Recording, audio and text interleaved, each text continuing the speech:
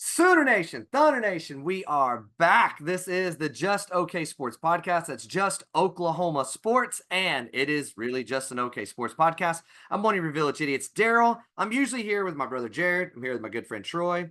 Jared's decided that he wants to be a communist. He's up in Canada hanging out with them folks.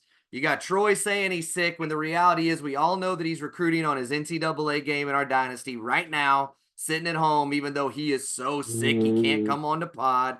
So I had to figure out, because I know you don't want to hear my stupid opinion for even 20 minutes on a podcast. So I reached out to the number one fan, the guy that's been with us, rocking with us since the beginning, Darius, aka Sunshine in the Discord. Darius, how are you, my man?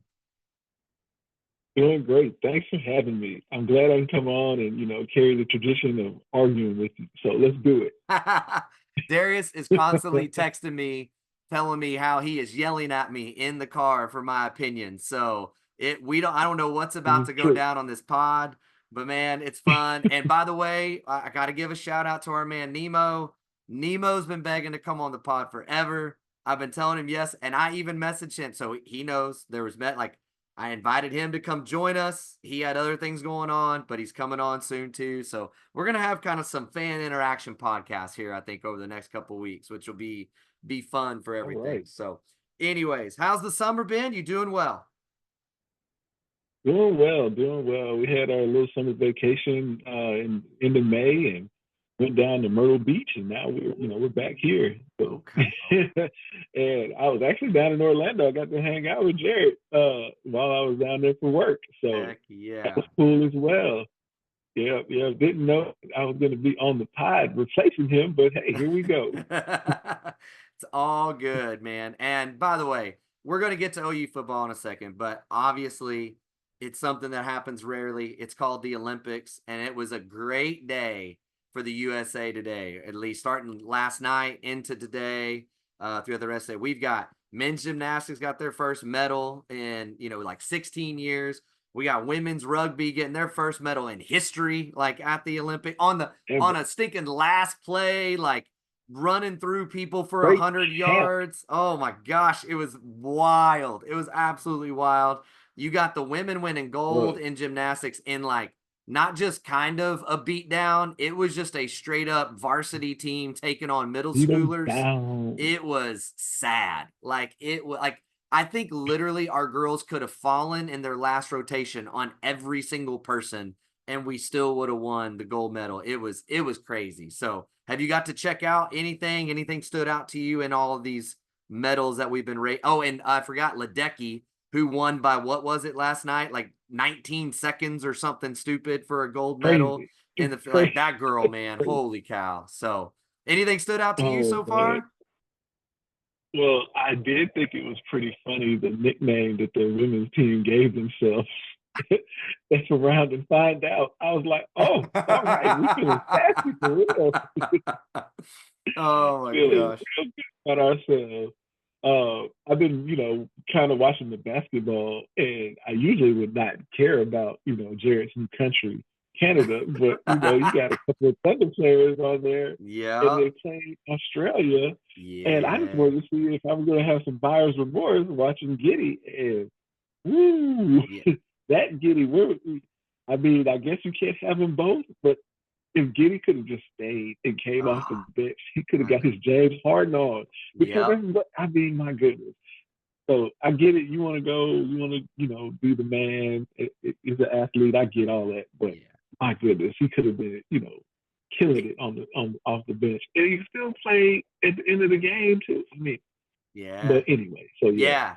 I mean, no, man, So he's played well in the Olympics, but you can just see it, man. Like him with the ball in his hands, as opposed to cutting and doing some of the things they were really wanting him to do. completely That's different his guy. comfort zone. And you can't, with the way that Shea is cooking, you can't take the ball out of his hands, And so He it's was just, cooking today. oh man, Oh like, and my well, goodness. and honestly, I mean, look, this tells you everything you need to know. Giddy has a great first half, and then they pull out Dylan Brooks to pick up Giddy full court. That's all you needed to like. if you wanted to know if Canada was worried about Josh Giddey, they sucked Dylan Brooks, like the true version of Dylan Brooks, onto Josh Giddey to get in his head, to rattle him. Dort started going nuts, and they kind of shut him down, in the second half. But he still had a really good game. Did you But see the steal Dort had? Dort just took the ball and just yes, coast first on him. it's Yeah, wild. But man, yeah. So of course, and then I'm waiting. I like watching beach volleyball. That's one of my go-tos, guys. I'm like, seeing two people cover an entire court when they hit the ball as hard as they do is nuts to me. And then track and field, baby. I'm all in on some track and that's what field when I'm it waiting gets on. going. So I'm ready to see McLaughlin just go just nuts on this field, man. Like, that girl's a beast. So that's what I'm all about. But Yeah. let's get into some OU football. That's what you love. That's what you're into. So let's do it and get down to it. So I want to start with recruiting. The Sooners just had a recruiting event, Sooners Under the Stars, as they like to call it. So look, if you're not, if you kind of follow recruiting, but not really, here's the reality of it. We are in July before the 24 season, which means the senior season is starting for those that will be in the 25 class, right? And the reality is that the top programs, OU, Georgia, Bama, all them, they got 99% of their class locked up and done. So at this point already, it's time to start looking to 26 and 27.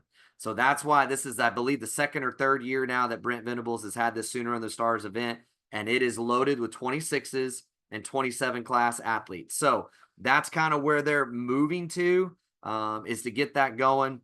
And so, look, they've made a great first impression at the event. We're going to get in that in just a second. But look, this is just another one of those things where you now have to take this 24 season and you need a good season.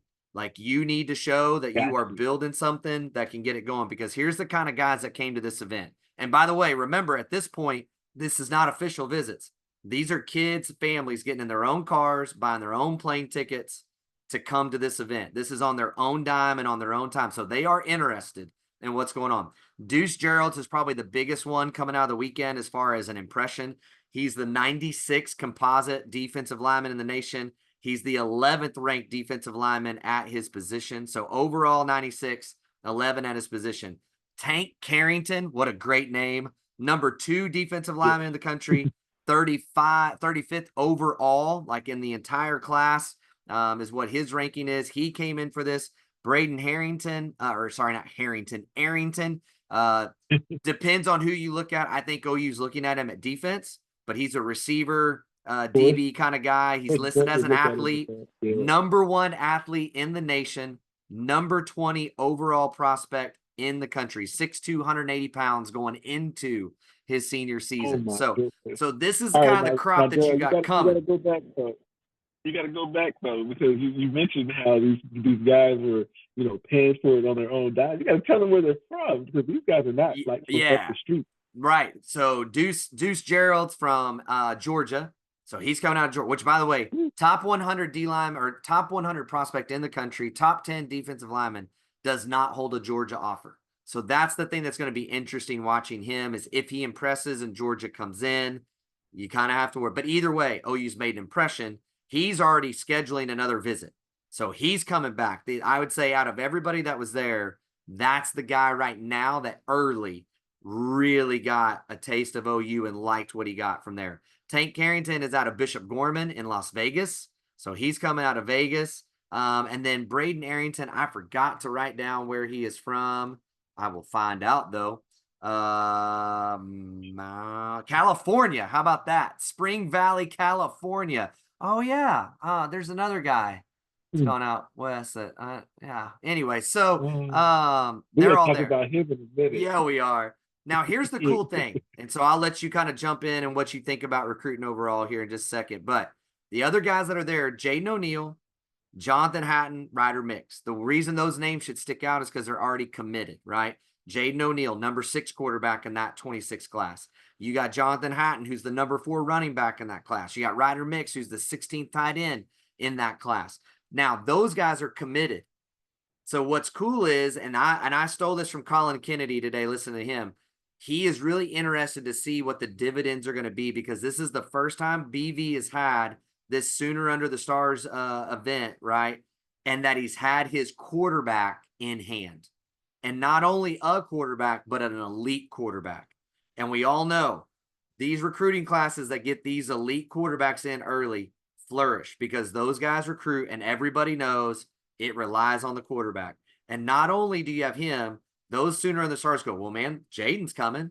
Oh, Malik Hawkins is there. Oh, Kevin Speary's going to be there. Oh, like, man, Jackson Arnold Go could beat still be Smith. there as a senior if he wants to be, right? Like, I think we're in a good position at quarterback, right? So it'll be very interesting to see what the dividends that come out of that weekend for it. But kind of how do you feel about recruiting so far, and what do you think about the event? Well, I think that I mean BV has been like laying it down since he got here. So I mean, this is just it's just on the uptick. This 2026 class is already what top three. I mean, it's early, but Yeah, still, I mean the names, and then to hear where he, BV knows where his bread is buttered. But if you could start cherry picking these linemen from these other regions, and especially take advantage of like the weaknesses of what's going on out west, man, it's just coming together. I like it a yeah. lot. No, I'm with you, man. Like, I have been, I mean, very pleasantly surprised. I mean, with so many guys on this staff. I knew Brandon Hall was a great coach. If you followed his career, he was an incredible defensive coordinator. I mean, everywhere he went, his teams got better and improved and knew what they were doing. He sent guys to the NFL, but I thought he was a developer and not a recruiter, if that makes sense.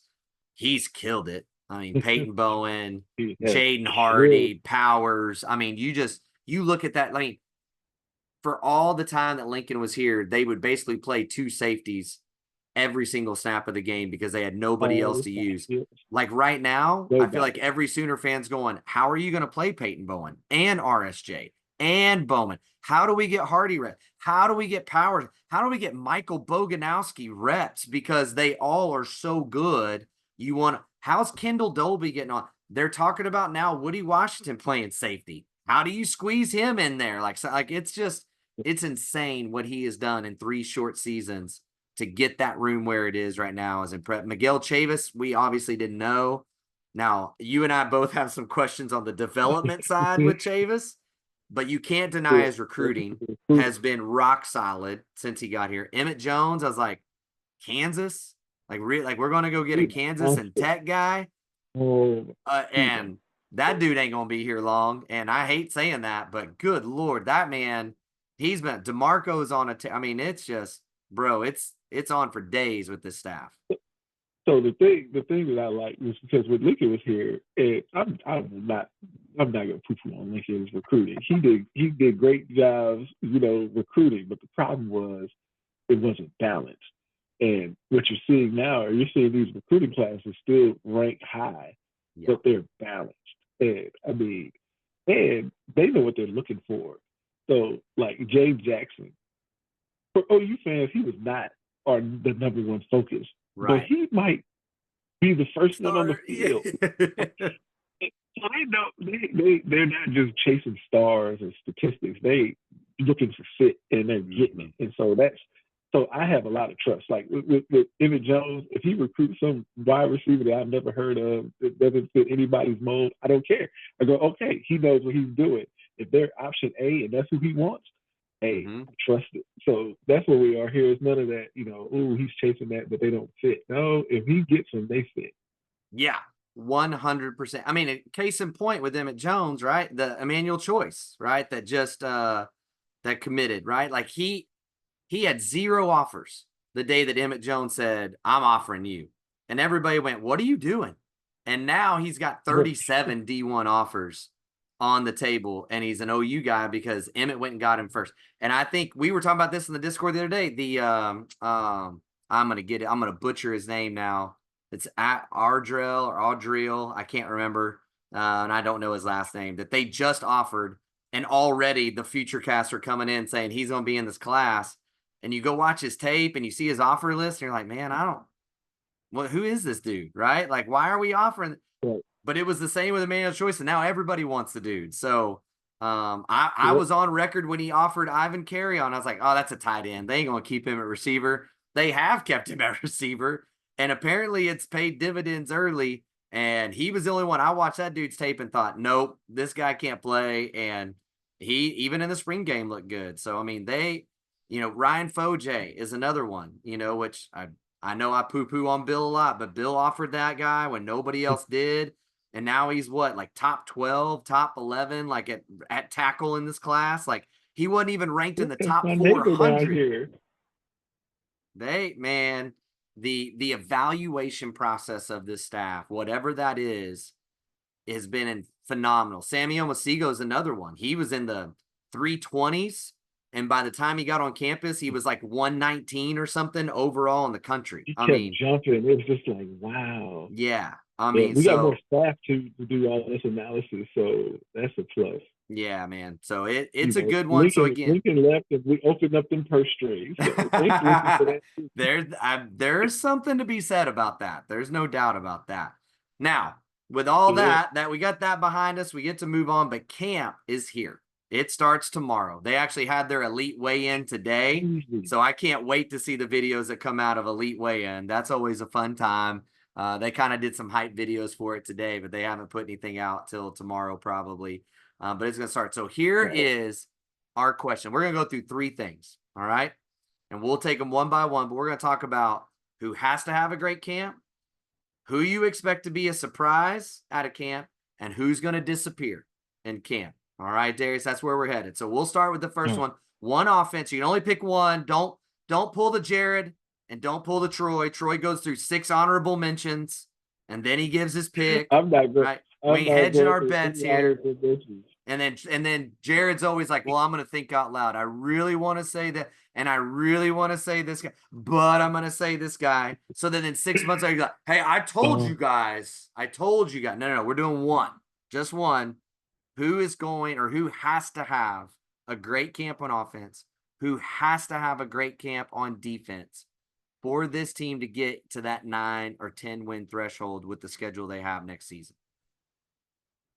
So I'm going to say that it's got to be one of our tackles, one of the offensive tackles. I don't care which one. It could be Spencer Brown. It could be Jake Taylor. I really don't care. I just need somebody to have a great summer camp and take that left tackle spot. That's all I care about. I don't care about whose name is in there. I need that. And then on defense, I need Dominic Williams to be exactly what OU paid for. I need him to have a great camp. I know what we're getting with Billy. I know what we get with Danny. I need to see that defensive line, get solidified. And I love Terry already. We know what he is, though. And so we need Dominic to come on in and be exactly what we were paying for. I like that. And then, who you got? So offensive defense. Yeah, so for me, the guys that have to have a great camp, I know this is so Captain Obvious, but look, you gonna say Jackson? Mm-hmm. And look, like he doesn't have to be. What I need to hear though is no turnovers. I need after about 6 days of camp, there to the end, I need every practice report to say Jackson Arnold did not turn the ball over today. Because look, I'm gonna throw something at you. I'm gonna throw something at you about that. So I'm taking this a little bit back. So when Baker was in Carolina, he was doing things in practice that were risky just to test his receivers and whatnot. Now I know that Jackson is not nearly as experienced, but if he's doing something like that in practice, because we know he's locked in, he's the man, right? There's no this is not Lincoln where we're out here acting like there's a QB. We got a QB competition. Yeah.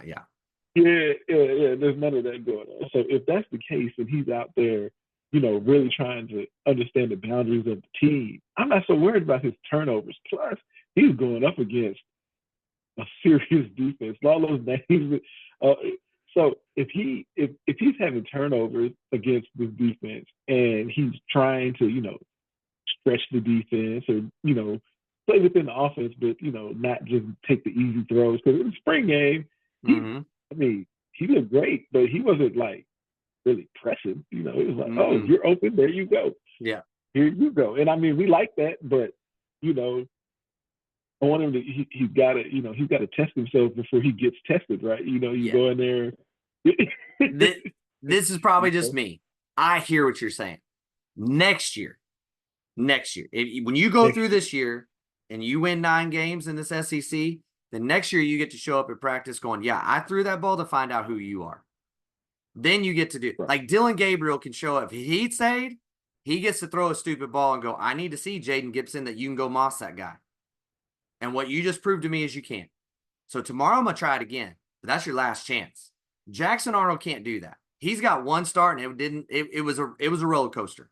And look, I agree with you. He's going up against an insane defense. And that's why if he comes out of that with a makeshift offensive line and BV throwing everything he can at him and he's not turning the ball over, then we got something, because that means he's going to allow that defense to carry him for this year. Now you get through this year and you show that you can make the right decisions next year, all through the spring, all through those little summer 7-on-7s and whatever little QB retreat you go on, you go be as stupid as you want to be. And you go figure out who you are before you go to the NFL. It ain't this year. All right. There's still a training wheel on the bike. All right. There's still one training wheel on there. I need you just to not turn the ball over and make good decisions. Right. And look, the spring game, I'm with you. I thought he had some really, obviously pushing the ball down the field is his comfort zone, but some of those intermediate passes were a struggle.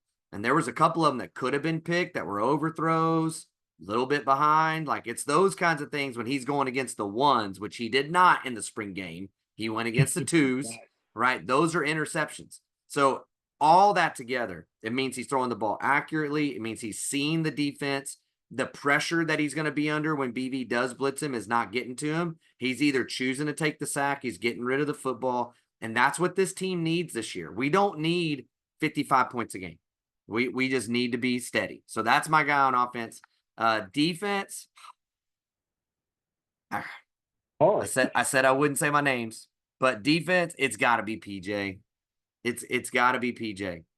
PJ has to be a force. So just as the same as I'm hearing Jackson Arnold didn't turn the ball over, I also want to hear the exact same sentence. PJ was wearing him all day long. Like, Jackson Arnold couldn't go anywhere that PJ wasn't his shadow. If it was a passing down and they were sending him, he was everywhere. Because look, I have said it over and over. Everybody is saying top 10 defense, top 10 defense. Not if you can't pressure the quarterback. And I know all the excuses we're going to give. The max protects. They went quick game. They did. Okay. Like you and I just sat here and said, right? All Ole Miss does is quick game. That's half of what they did before we got on this pod. And yet, guess what? Their quarterback took sacks. Because sometimes you got somebody and it's one-on-one and you just got to make. Dominic Williams was brought in to bring a pass rush up the middle. The downside is it's easy to squeeze on that. But those ends, that's what we don't know about this defense. Ethan Downs has 10.5 sacks in 3 seasons. In 3 seasons. Okay. You just made a point. And I don't think that Ethan is going to turn into some sack master. No. But if Dominic can bring pressure up the middle, Ethan is not going to break down. You're not going to escape on Ethan's side. So it puts even more pressure on whoever is over there, whether it be PJ or, RJ, whoever they put over there. Yeah. Is going to have to get it done. So, and I know, but I need 3rd and 12. I need PJ Adebawore to be over there and do one of 2 things. Cause that line to slide to him so that Dominic can get pressure, or he just needs to beast the dude that's in front of him and use those stinking alien arms that he has to shove that back in the quarterback's face and cause problems. Like, if they don't get that, this will not be a top 10 defense. It's going to be about what it was last year, despite the fact that everything's going to elevate. If you can't get pressure on those passing downs, that's what was driving us crazy last year. 3rd and 9, and you can't get off the field. Why? Because they're standing back there in the pocket going, and BV's playing the safe game of, we're going to drop everybody and we're just going to send our 4 linemen. When you can stand there for 12 seconds and wait for people to get open, it's not too hard to convert on 3rd down. And we can't have that. We can't have it. So I don't want to go back in last year too much, but I really didn't understand why BB wasn't sending people more, given that we saw that they weren't getting home with just the 4. I think he doesn't. Yeah. I mean, look, if you ever watch Danny blitz, he doesn't have a move. He knows how to disguise it and shoot a gap, right? Kip is too small, right? So even if he gets through there last year, he's weighing 209 or whatever last year. Like he ain't getting through no guard or Strong, tackle. he's strong. Oh, True, yeah. true. Come on, man. He ain't knocking no guard back. Like PJ looks stiff. Like I said this before the pod. I'll say he looked as stiff as a Baptist pastor. Like he had no bend, he had no spin, he had no twitch. Like the dude can run straight But we line did great. have a guy. We had a guy who would do well in that, but they didn't do it. Yeah, McCullough, McCall. Yeah, but like I mean, they didn't have anybody though that it's not like an Eric Striker that every time you send him, you knew there was pressure coming. Like you felt it, you knew, even though he didn't matter weighed a who. buck 60 soaking wet, that dude could get to the quarterback. And we just don't have that right now. Now, maybe that comes, maybe it'll show up, but I think that's why. So now let's move on to the next one. Who is the one that's going to surprise? Who is going to be the surprise coming out of fall camp that Sooner Nation's talking about that they're not right now? I'm on defense. I'm going with the person that you said has to stand out, and I think it's PJ. I think he's going to. I'm giving Miguel a lot of credit and benefit of the doubt, and this man's going to develop. And I think that he'll be the one that we're like, "Ooh, we got him. We got him." Okay. Okay. And what All right. about offense? On offense, I struggled with this because I don't know. I feel like he's getting forgotten, but I think it'll be Jaden Gibson. I think he's gonna come up real big. What about you? Who you got? Well, first of all, I just texted this to Troy and Jared yesterday. So, number one, because I knew you didn't get to see this, they had a luncheon the other day. Joe John Finley, the guy to watch coming so far that no one's talking about was Jaden Gibson. That was Joe John Finley's quote. The other quote that came Oh, out, though, was Zach Alley. What offensive player would you bring to defense if you could only bring one? And he said Jaden Gibson would be my safety. that's a huge safety too. Dude, can you imagine a 6'6" safety running around back there? But he was like, dude, the edge that guy plays with, I want him on my defense every day. So he's getting some high praise for sure. So that one's really good. So defensively, here is the surprise. And this is going to sound crazy because I know there was so much hype. And then the hype imploded. And it is going to be Jaren Kanak. Jaren Kanak is going to reestablish himself in this linebacker room through camp because I think they're going to go with 3 linebackers. So I don't know that he's not going to start over Kip. Kip's proved it and he's earned it. But I think he's going to play and play a lot. And I think that you're going to hear his name finally. It's going to go from the Dusty Dvorak hot mic, you can't play Jaren Kanak, to all you're hearing is Jaren Kanak's man plays in fall camp. That's my prediction on the defensive That's end. a lot. That's a humongous jump to make from spring game where Dusty said that to the season. I hope you're right. I like him. I mean, he's on paper, he's got everything you want. It's just he hasn't played the position very long. So, yeah, this is what year 3. We excuses are over. Yeah, he's got to get it now. But he, as much as we ragged on, yes, he didn't have a great spring game, but man, like there was about 3 or 4 games in the back half of that season when he was playing more, where he played great football. And then like the Arizona game was bad, was real bad. Matter of fact, I think they pulled him from the game pretty quickly and put some other people in. And I know they love Sammy. I know they love Lewis Carter. And apparently Kobe looks as good as he's looked. And I want him. I mean, that's the guy I want to be the surprise. I'm all in on Kobe McKenzie. I don't understand how he doesn't play more. And I think, unfortunately, it's he's behind Danny. That's the problem. Yeah, but here's the thing. Last year, though, Danny was he started the season as the outside, the will. And Kobe's the Mike. Like they were playing Kanak at the Mike. Like put Kobe in, man. And then instead they went with we're gonna move Stutzman to the Mike and we're gonna put Kip in at will, which was a good combo. Don't get me wrong. I mean, it wasn't a bad thing, but I don't know, man. I'm hoping it all comes together for him. He has a great year, but Kanak will be the surprise on defense. On offense, it's really hard to pick because there's so many guys that we think are going to rotate in and play and do things. Man, the surprise on offense. Okay, I got one. I think the surprise for the offense is going to be Josh Bates. And I don't think he's going to take over for Hickman. But I do think the light bulb is finally going to come on in the midst of this camp. And I think you even started to hear some better things about him on the back end of spring. And it started horrendous for him. Now, one thing we learned at the luncheon, by the way, this is another thing that Seth Luttrell said, that throughout spring, a bunch of people just had quotes about it. You can't find a video of it, but if you go read all the articles of people quoting them, and then there was somebody put on Twitter, Seth talking about this, but he said the number one job for Jackson Arnold was reading defenses. And they said the great thing is we had what you said earlier. We have the best D coordinator in the country that knows how to disguise and confuse like crazy. And we unleashed him on Jackson Arnold throughout the spring, which means that defense was unleashed on that offensive line as well. And for Josh Bates, he's got the toughest job out of everybody in that because he's the one that's got to recognize where that blitz coming from, how to slide the line, where to call the gaps. And if he's off, everything else is off. And I think he got real in his head towards the end, or I mean, through the early to the towards the end. And then I don't know who, but I think somebody got with him in that soul mission side and said, look, man, we threw a lot at you and it was hard and you didn't do great, but you've learned.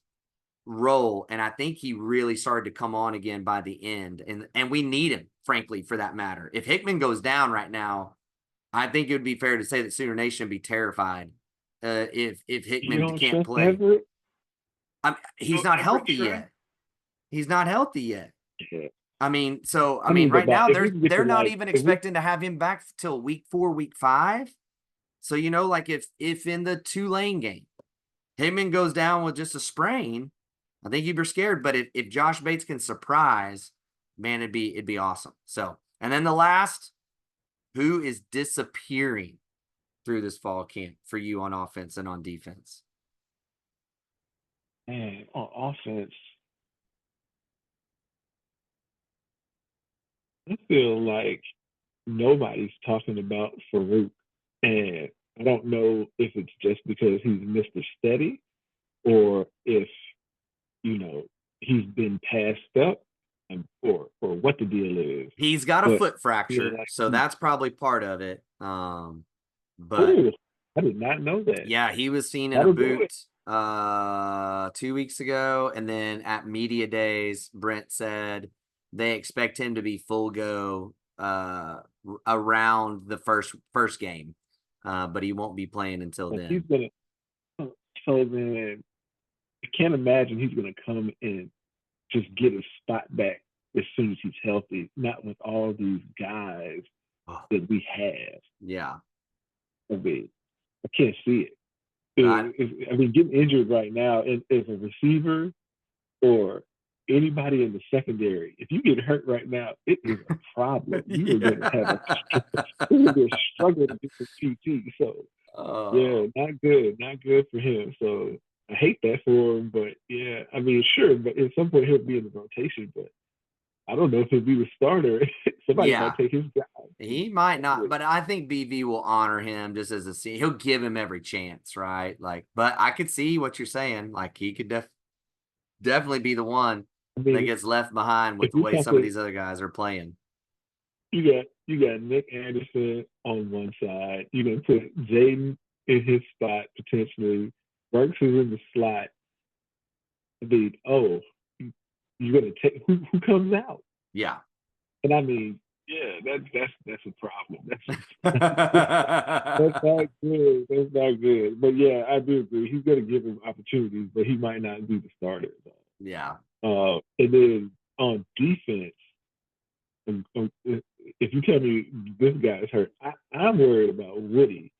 When you're going from corner And all of a sudden, he could have went to the NFL draft last year. You come back, and then you're talking about moving to safety, and that room is stacked. And Yeah. whose job are you taking? Right. Like, it, I mean, okay, even if they were saying he's going to be Cheetah, I mean, okay, that's a less competition, maybe, but it's gonna be hard. It's gonna be hard Mm-hmm. for him to get on the field at that Yeah. new position. But that makes me think that the guys at corner must be doing a bang up job for them to even consider moving Woody anywhere because he's been a starter forever. Yeah. I mean, based on everything that I have heard and talking to some people, he could have gone to the draft last year, but like the vast majority of teams were talking to him about safety and converting him at the NFL level to a safety. And so his choice to Which come makes back sense. was, I want to get my reps and my practice in now and learn it now. So when I get to camp somewhere, I'm not trying to relearn everything. But that's a good point. I mean, where do you put him? How do you play him? How often do you play him? With the way that room is stacked right now, will be very interesting. And, again, they'll give him opportunity, but man, when it really comes to crunch time, or it really gets in the heat of this SEC schedule, can you keep running him out there when you got RSJ, you've got Bowen, you've got Bowman, you've got Kendall Dolby, who played great at Cheetah last year when they put him in at that position. I mean, like, everybody's all hype about Boganowski. They're hyped about Hardy. They're hyped about Pat. Like, who do you not play is going to be tricky. Yeah. So those are my guys. How about All you? right. Who you got? All right. So forgotten. I feel like I was picking on the old guys. I know, right? Dude, I hate to say this, but I mean, my fear, I guess, is that the guy that will be forgotten on the offensive side is going to be Caleb Hicks. I think Barnes has already been forgotten, like the way that it's all rolled. I think we were all kind of asking last year, man, when is Hicks going to play? When is Hicks going to play? Gavin Sawchuk obviously had a great year, and now you're hearing huge praise for Tatum. And you just wonder like how that's going to work for him. And I think he's a really good back. I just think he happens to be in a really tough position. I hope they find a way to play him. But that room's healthy. Barnes is supposedly full go. Xavier Robinson's full go. Sawchuk's full go. Tatum's full go. I mean, like, same thing, man. If you have a couple bad days, it is easy to get lost in It's that over. shuffle, man. And I It think is that dude over. is an absolute baller. I mean, I have got, even if he transfers, I got Caleb Hickstock rolling all the way into the NFL because that dude is built like a prototypical NFL back. So, but I am afraid for him that that's the guy with the situation the way it is. That's the most, I want to say Petaway, but with Farouk being banged up, there's one other receiver as well that had nothing major, but had Andrell Anthony. With those two slots open, you would think there's going to be opportunity for Jacquez to get in there and make some plays. So And if he doesn't make plays, then maybe he just wasn't what we thought he was yeah, because he's gonna have opportunity. man, yeah. I just don't see how you didn't get him on the field last year. So that's it on offense. On defense, the guy that will be forgotten on defense. This is going to sound terrible because I just praised him a little bit. But I think it's going to be Kendall Dolby. Because again, as well as he played, I just cannot see, based on what we're hearing so far through spring, through summer, they are looking for a way to get Sammy Omosigho on the field. They are looking for a way to get Lewis Carter on the field. They are looking for a way to keep Peyton Bowen on the field. Like, you just keep rolling through those guys and you go, okay, all of them right now, it would seem if you're going to put them on the field right now, Cheetah's the spot that you're going to start sliding those guys over to. And as well as Kendall Doby played, I think we can all agree from a size and athleticism standpoint, he does not match up to Sammy. He doesn't match up to Desan. He doesn't match up to Peyton Bowen. And so, again, is it just the He was tough a deal of better fit odd man out? against Big 12. He probably was a better fit against Big 12 offenses because you're going to have to do a lot more coverage. Yes. And I mean, not like the SEC is some like archaic offensive league. I mean, there's still a lot of passing, but there may be a little bit more physicality where somebody bigger may make sense, but they still got to be able to drop back and cover. And I don't know if any of those guys you named can do that, which is Right. what Well, makes I didn't even makes mention it. Woody. I mean, Woody, I think that's the natural position for him in that, like, But if does you're Woody really want wanting to to keep be in that? RSJ, Bowen, and like if Zach Alley's known, right, and his defense is to run a lot of three safety, which for this team works Yeah, great because you really do. You play Peyton, Billy, RSJ. Those are your three yeah, safeties. And then Woody would be your odd guy out, but he's going to be that cheetah kind of third linebacker / nickelback guy that comes up in there and plays in that arena. I don't know. It will be very interesting to see how it goes, but I don't know. I mean, again, it's just another one of those spots that there's so much depth between the linebackers and the safeties, and I just feel like all those people are better athletes than he is. So he's the guy I think that could be yeah. forgotten. Yeah, no, I hear you on that one. That's a good one. That's a good one. So, All right, so what's next? well, while I have you here, Because I because really, you I, are I sunshine, really and as take a I'm going, celebration. Troy usually wrecks my flow. I'm going to wreck my own flow. So going All into right, camp, Darius, as the guy who listens to us try to pretend like we know something when we don't, like what we talked about this a little before the pod. How do you feel going into this season? Like, let me ask it this way. What are your for sure losses? Do you have any for sure losses on the schedule going into this SEC I schedule? do not call myself sunshine for no reason. I cannot bring myself. I walk through the schedule, and I mean, every game that I'm like, okay, that's a loss. I can talk myself out of it, and so I mean, I can't tell you who the loss will be. I know there will be a couple of losses. I feel like 10-2 is where we're going to land. That's my opinion. I don't know who the losses are going to be against, but I know who I absolutely don't think it's going to be against. And there's one team that everybody is picking to, beat us that I am going to go out here and say right now, we are not losing to Missouri. It's not happening. I don't care. I don't care about none of that. They're going to have their crowd all crunk. Oh, It's come going to be on, crazy man. up there. But we're not. I'm too old to ever think that they are going to beat us. And I know Luther Bird is great. I know they got a good quarterback. They got some good pieces on the offensive line, but they're not going to beat us. I just can't. I can't get anywhere near it. Cannot. Here's one of the teams that one game that I will admit that I'm nervous about is LSU, and it's only because of where we're playing it. But their biggest weakness is lines up with our biggest weakness. Yeah. They don't have a defensive line, so so so. But being in Death Valley, that place is crazy. So So let me ask you it's this hard for me question. to just say, "Yep, we're gonna win." Jared and I have stumbled into a situation where we have been offered free tickets to Death Valley. Free tickets. What's the problem? What is the problem?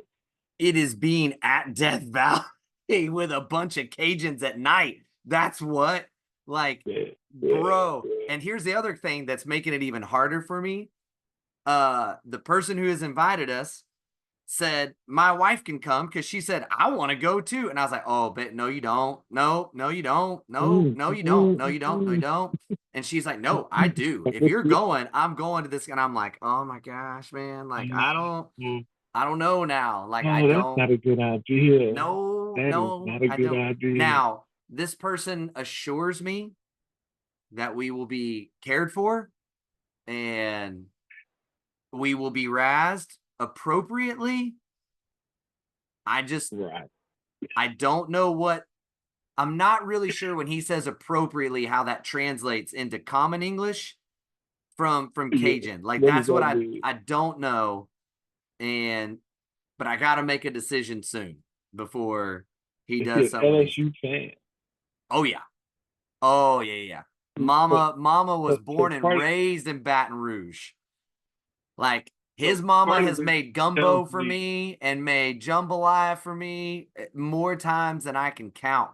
Like, See, so I think part of his whole "you'll be treated well" is because he expects us to lose. So what happens if we don't? If we oh come out of there with a win, first off, you got to really be humble when you leave it. yeah, That is a fact. Yeah, we got to be real humble when if we win because that is a danger zone right there. So, yeah. It is amazing. And oh, so the only other reason I feel like maybe we can pull it off is we've built a great relationship with the Baton Rouge ESPN radio guy, Matt Moscona. He's been on the pod a couple times. Matter of fact, I'm getting ready to reload his podcast from 3 years ago when he kind of gave us the rundown on where to go, like what are cool places and venues to go hit up and stuff in the SEC. So, um, maybe he'd have our back. I mean, don't get me wrong, he would be spitting fire for sure, but there would be no beer dumped on my head, right? There wouldn't be, crawfish brain spit on us or what, whatever. But yeah, I've got to weigh that out. So people on Twitter, we need to know, should Jared and I take up free tickets for a night game in Baton Rouge and go to this game? Should we? I've always said I was going to Death Valley for a night game. I would just never go when OU is playing. That's what I always said. I would go to a night yeah, game yeah, yeah. when they're playing someone else to experience it.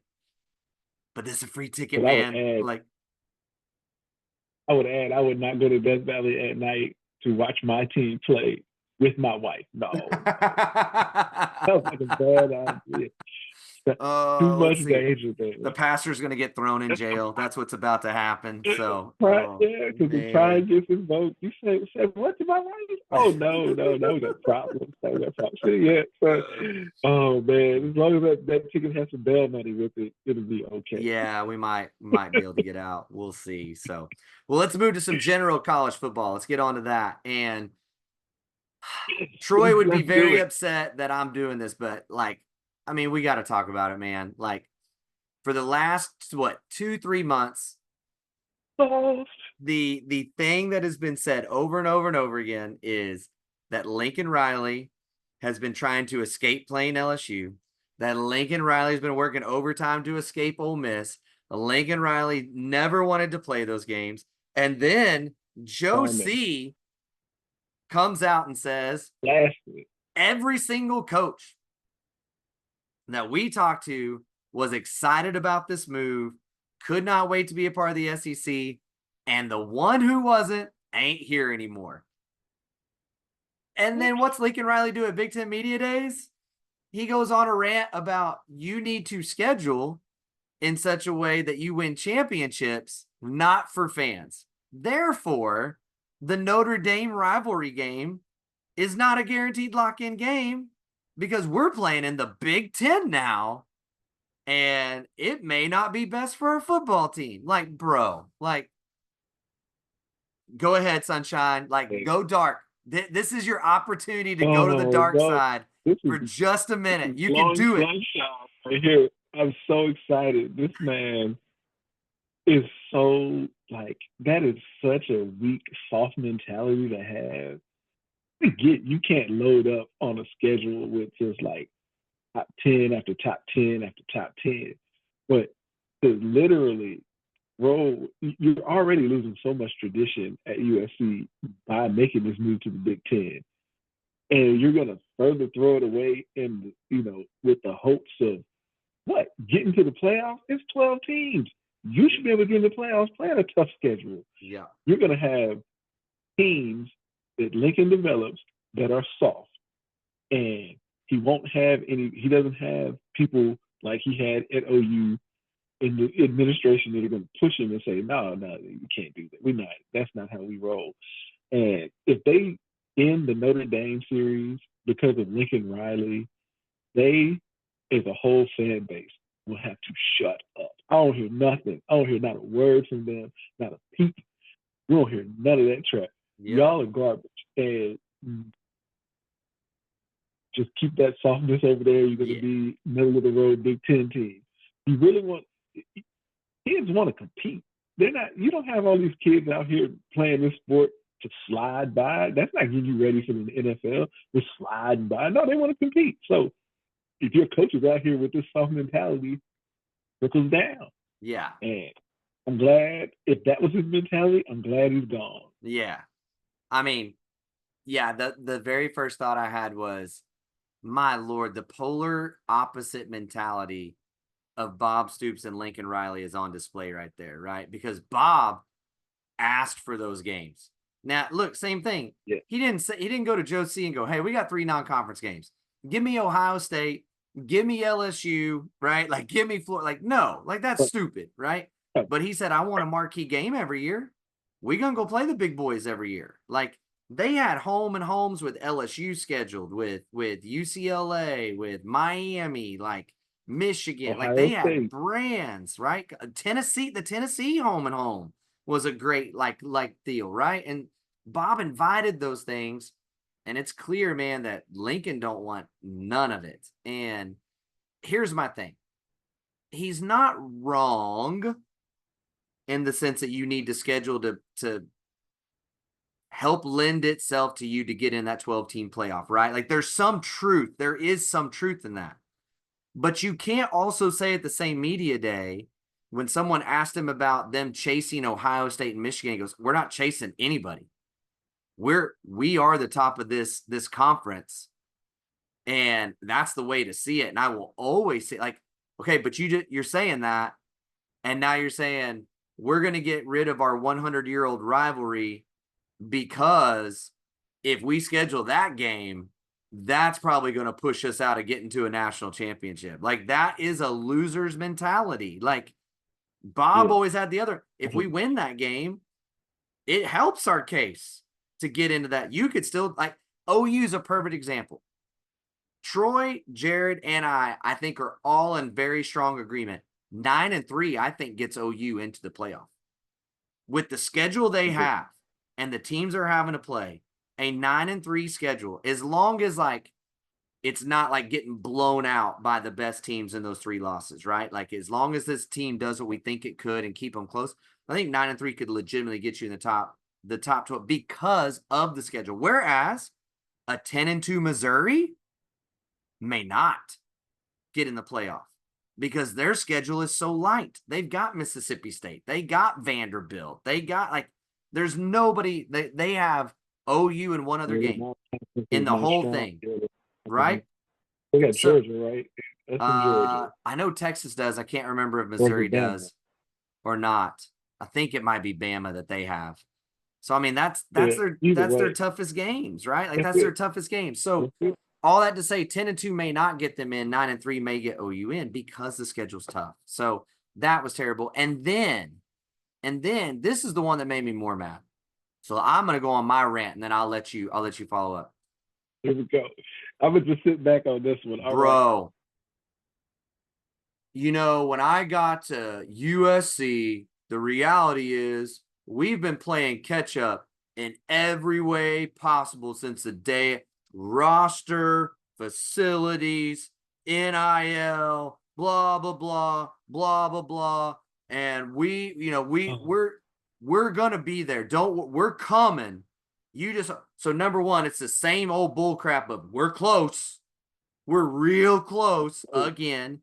By the way, who was it? Fan base wise, podcast wise, national rep wise, Colin Cowherd interview with Sir Lincoln Riley wise, talking about that one of the reasons Caleb Williams came there was for the exposure and the NIL packages that they could offer. What school was it that was making headlines because the coach at Pittsburgh said they've tampered with one of our players and they've offered him a 6, almost 7-figure deal to come out and leave this school where we've built his career? Oh, wait, So the NIL was good enough to get Caleb to come.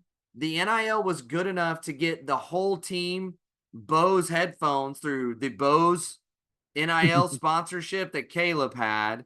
The NIL money's good enough that you've let like 6 different multi-platinum rappers come and give all kinds of stuff to all the players.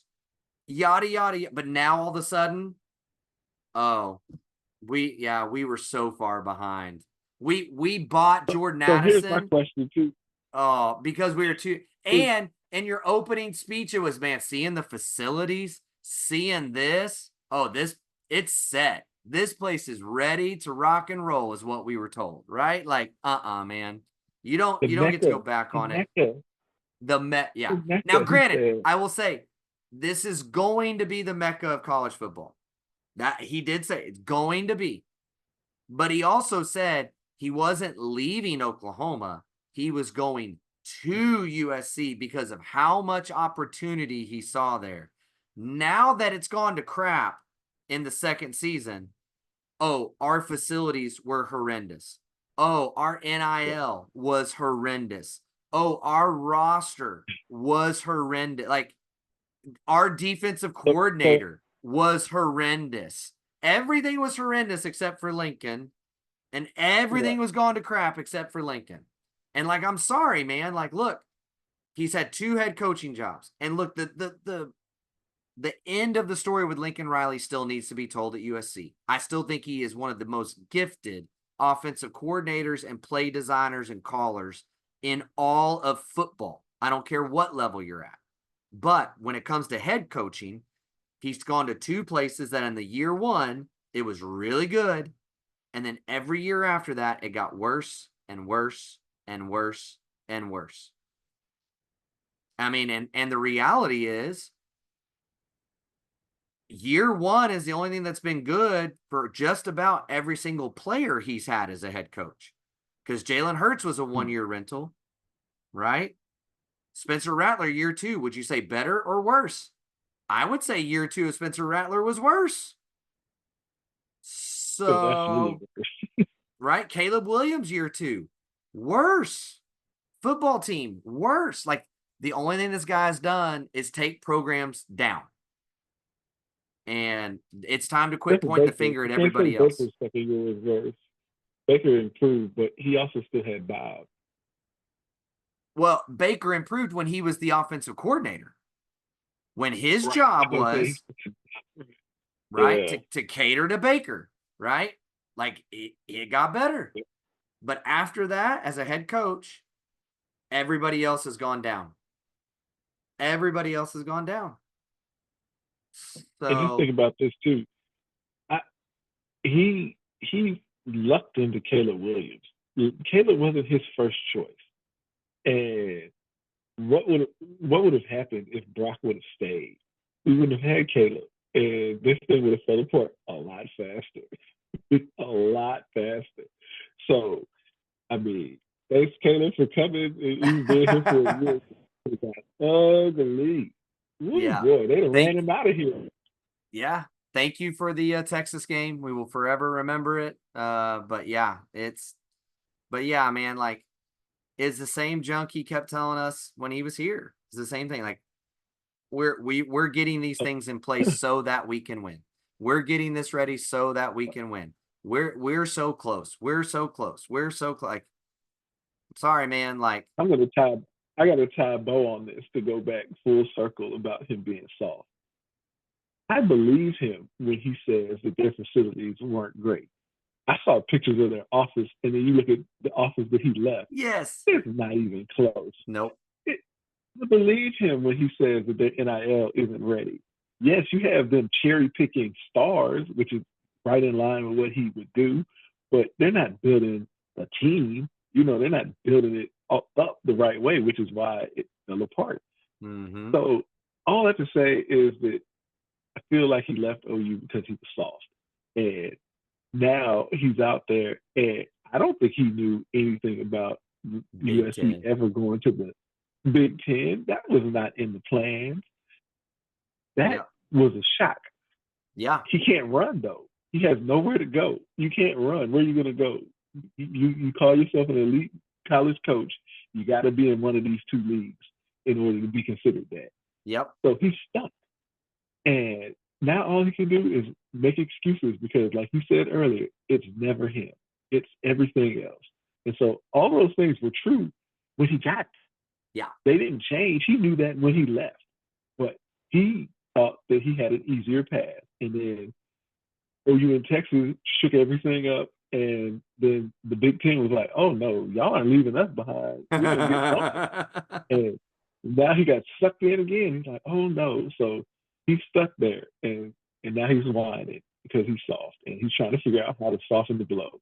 And we might not get to see him catch an L against Notre Dame again. So Yeah, that man. sucks, but it is what it is. It is what it is, man. I mean, again, I'm so grateful no matter how it turns out. And look, BV's tenure here is still to be proven too, right? Like I think last year was a good step in the right direction. I do feel like he's building a roster and a coaching staff that can win. But unfortunately, college football is a short leash industry, and he's going to have to do well this year to keep his job long term. And it may not work out, but I will be forever grateful that our head coach stood at a podium and said, "We're not running from nothing. We're running right into this thing." Like, and look, this is the toughest challenge we'll face, but we're going to it. We're not scared of it. And this program is not intimidated by the SEC. Like this program's got enough history to it. We're not running, from the Big 12. We're running to the SEC. And that's just a completely different mentality, man. Like you have not heard once BV say, "Yeah, man, this schedule, once we get our schedules fixed, then we'll be ready." Right? We You just haven't gotta get heard. past these 2 years, right? Nope, Yeah. none of that softness. And look, BV is one of the coaches who lost a premier player in NIL, aka Caden Green to Missouri. You don't hear him saying, "Well, our NIL was playing catch up." When have you heard him say that? Never. Not at all. Not at all. He Not just at all. says, "Look, man, like, he chose to go to a different path. We're Win okay. some, Like, we we're moving." Like, and that's the kind of mentality you want, and it's fun. So now the other mentality that is in college sports right now that scares me, and the last big news that kind of came out in the last week is Mm. the court system has now ruled that revenue sharing will be able to be opted into by college programs. So you can opt out. You don't have to, but I mean, basically it's, if you don't opt in, then you're not going to have money to give your players. And all the schools that do, you're going to be left behind. So let's be real. Anybody that's serious about college athletics is opting into this thing. Now, the caveat to all this was it said that Title IX will apply. When asked for clarification of what that meant, the courts did not feel that they could determine at this time what that meant. And so this gets very interesting, right? So, for example, the NFL generates the largest amount of revenue that any sports organization does on planet Earth, right? Therefore, their salary cap is based off of revenue sharing, right? That's how that works.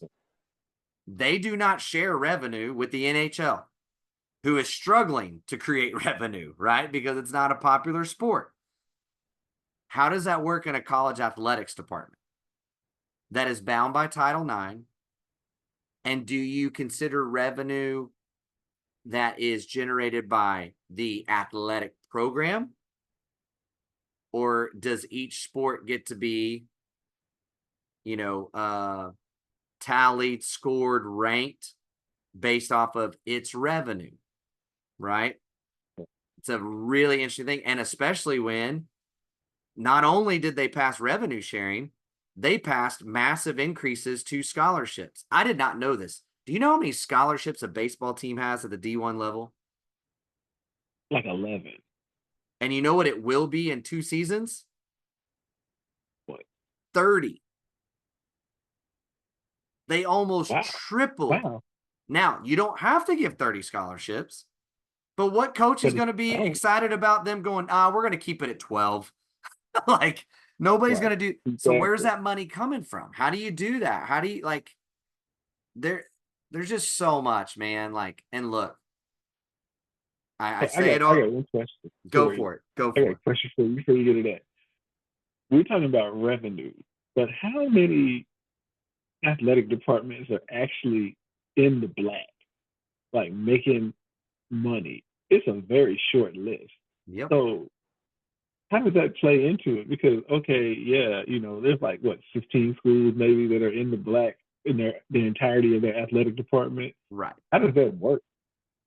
I Yeah, don't and I don't think know. yeah, and I've never seen a breakdown by sport, right?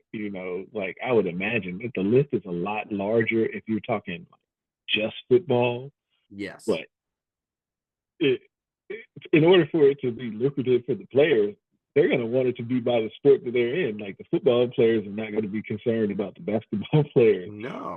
or the row team or any of that. Even the track team, like Yeah. yeah, I'm trying to get my bread. Yeah, I'm not Yeah. trying to split. So that's going to be real interesting. It is going to be and again, what does it mean that it has to fall in line with Title IX? What does that mean? Like, and if it means what it's traditionally meant, and I've been saying this for 3 years now, you're going to keep women's basketball. You're going to, at a school like OU, you're going to keep softball because it gets massive exposure for the school. Right. Gymnastics, that's got what, like 8 national titles, 7 national titles in the last like 10 years, That's paying. gone. That's paying. Women's track and field will be gone, right? But then they're also going to be cutting men's tennis, men's golf, men's wrestling, men's baseball. They're going to cut twice as many men's sports that are offered at the school to even out the playing field of what the football team gets. They're going to elevate Jenny's paycheck, which, by the way, she should be. And I'm going to continue to say it every pod I can. That woman's a future Hall of Fame basketball coach. That girl straight knows what she is doing. If you aren't going to women's basketball games, you better, because I'm telling you right now, in 20 years, you're going to say, I got to watch her coach. And she's going to be a legend up there with all the rest of them. That girl can get it done. So, but like, it's going to be her and Patty. And everybody else is going to go by the wayside because that's just the way it's going to roll. And so, like, again, it's that whole thing of like, I get the players getting their stuff, but at what cost? Like, at what cost are we going to keep going down this road and fighting for everything? And it's just sad to me. And especially as a guy, again, who did one of those non-revenue sports. I mean, I was a college track athlete, like, and I didn't have a full scholarship. I had $1,000 a year scholarship.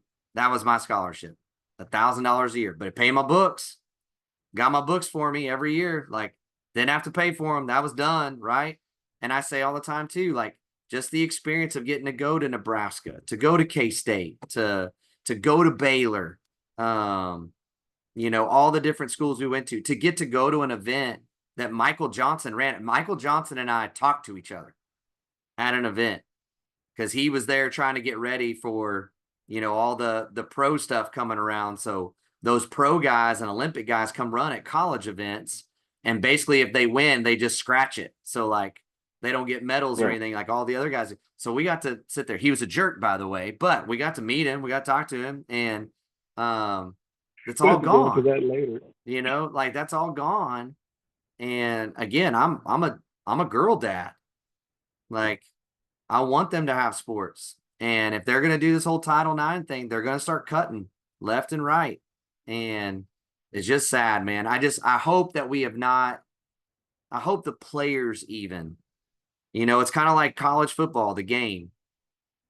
That was the first time in all of this stuff we saw college athletes go, I just wanted to be in the game, man. I don't like, send me send me a free copy of the game. That's great. Like, you know how cool it is that I get to turn on my Xbox or my PlayStation and play with my name. Like, that's all. That is what college sports used to be. It wasn't about making $1 million a year. It was about, I just want to go play at the university I fall in love with. And I hope someday that my name is somehow, some way in lore. I hope I'm on a video game. This is just me getting to live a dream for a little bit before it becomes professional. And the more we go down this professional route, if it's going to stay attached to college universities, there's going to be a massive impact that the ripple effects are going to be huge on Olympic sports. I mean, look, man, I make fun of Texas for it all the time. Their swimming program is outrageous. They ain't Yes, going to it be able to is. pay those people. That's going away, Crazy. you know? I mean, no longer will OSU be able to talk about their equestrian program. It's going to be gone. Like, it's going to be out. All those cowboys and cowgirls they're creating up there are not going to have scholarships. So it's just going to be really interesting because there's still a whole lot left in this whole deal, but we'll see what happens. And you're gonna depress us all before we head out. I I know. mean, you got No, something man. else We got to we got we got one last thing. One last thing we're gonna end on this, and that is it's still Thunder season because the Olympics are going, and we got an SGA, we got a Dort, and we got a Giddy playing basketball. Matter of fact, they played against each other. I believe it was yesterday that they played against each other. It's all so hard to Yep. figure out like when they're actually playing and when What they're time not, is? right? Yep. Yeah. But Yeah. Yeah. look, SGA continues the ball. Dort continues the ball. And look, man, Giddy had a good game. He had a really good game against Canada. And look, this He is had a all you need very to know. strong first half. Very strong. And then they turned Dylan Brooks and Dort loose on Giddy. That's basically what went down. So And it's like but enough Giddy of has this. showed out, Yep. man. It has been fun. It's been really fun to watch those guys and see them excel. Yeah. I was watching. I wanted to watch that one just to see if I'd have some remorse, regret for Giddy leaving, and I do to a certain extent because I could see the vision. Him coming off the bench like James Harden would have been something to see. I mean, he obviously is way more comfortable with the ball in his hands. And I mean, he can do some things with that rock when he gets it. Yep. But you can't take the ball out of Shea's hand. Not that guy that we see in right now. He No. is on a whole other level. And so, I mean, I like the trade, but I do think that we could have had something, special with him if he would have just bought in. But if he's not going to buy in, it wasn't going to work. He'd be like Right. Gordon Hayward. So, so Oh we'll Lord. leave that. Don't talk about Gordy, bro. Don't do this. Don't get me all fired up I to don't end want the you to look at pod. his. I don't want to talk about it. His wife might hear us and we'll Oh, be in trouble. his wife's gonna start tweeting at us, going nuts. They didn't give my man a chance. Okay. 20 whatever starts that he had down the stretch of the season, playoff minutes. He didn't get no chance. How about he just didn't take shots there, Mrs. Hayward? Good Lord. She probably still believes in that video when he says, Daddy's always happy when they found out they were having another girl. I don't know if you ever saw that video of him. She probably Uh, believes he was really happy. And it's very clear that he was not, but she probably believes that he was. Who knows? But, anyways, man, oh, anything else you got? uh, did you see that top 10 that the ESPN released with the top 10 college players of the 2000s? Yes. And it, I mean, it's great. I mean, Baker's on it, salute. But Adrian Peterson is not on that. And There was a I thought, lot about that list that was, it's so hard, man, because it's like, look, man, ain't none of us gonna like, and Dominican Sue was a force, but he wasn't like a not arguing force, with him. but he wasn't a force for like 3 years. Like, he had one season where he was truly just like unstoppable. Like, the rest of the time he was good. And then he had that one year, like, Yeah, he's the best player on the field, right? yeah. I mean, but Baker was that guy for 3 years. For 3 years, he was a Heisman finalist for 3 seasons. Like, that's insane, you know? Took a teammate with him. Took a teammate with him. It was DD. Yes. Yeah. I mean, like, I don't know. Those are so hard because how do you weight the Cam Newton who plays great for one season compared to, you know, and granted it was 2000, but like a Herschel Walker that plays 4 years of just dominant. Well, like for Larry Fitzgerald, how was Larry Fitzgerald that low on the list from the day that guy stepped on the field? it was like, who is this dude? Like, he was on a whole other level. Like, that's what makes it hard. So there's just so much debate back and forth on all those lists. But I did love Baker on there. I don't know how Adrian doesn't make that list. I honestly, there's so many players, and that's where you almost have to split it offense and defense. Because, like, look, man, I think Teddy Lehman has a case to be made. I mean, that dude was a what, 2-time Buckets finalist, Buckets Award winner, 2-time, I believe. Was he consensus both times he was All American? I can't remember, but I I know believe one so. of them he was. I believe both. I mean, that's pretty high praise for a guy playing college football, man. Like, you know, Tommy Harris is another guy that was just a force in those 2000s. Like, that nobody won. I mean, that was a cover of SI preseason guy. I mean, That was the best cover ever, I oh, dude, believe. It was, legit, it was so legit. yeah, So it's tough, but those lists are fun. It did exactly what it wanted. All of us defending our guy. We should have 6 guys on that list. Okay, like whatever. But yeah, I was glad that Baker got his due, and I thought his ranking was legitimate. I definitely top 5 for sure. I think you can make an yeah. argument anywhere in there for those guys that were in the top 5 would make sense. So it was good. It was good. All right. Well, now I have nothing. So we can end on a positive note. Dude, End on a positive note. man, thank you for stepping in, making this thing not boring and just me yapping by myself forever. I appreciate it, man. You've been again, faithful listener of the Anytime. pod, and love it, man. So I appreciate you jumping in, helping us out, and doing the thing. So if you enjoyed this, again, this is not the norm, but even so, if it's any fun, again, we're not journalists. There's no paywalls. You ain't got to give us credit card information or nothing, man. We're going to talk Oklahoma sports. We're going to give you what info we know, our analysis of what we can pull together and do. And if you like it, then like, subscribe, all the things, especially YouTube and Spotify. Go find us at those spots, but you can get us anywhere you get a podcast. And we would really, really appreciate it a whole lot. We're having a great time. Hope you are too. I'm Daryl. That's our man Darius, aka Sunshine, filling in tonight. And we will talk to you guys later.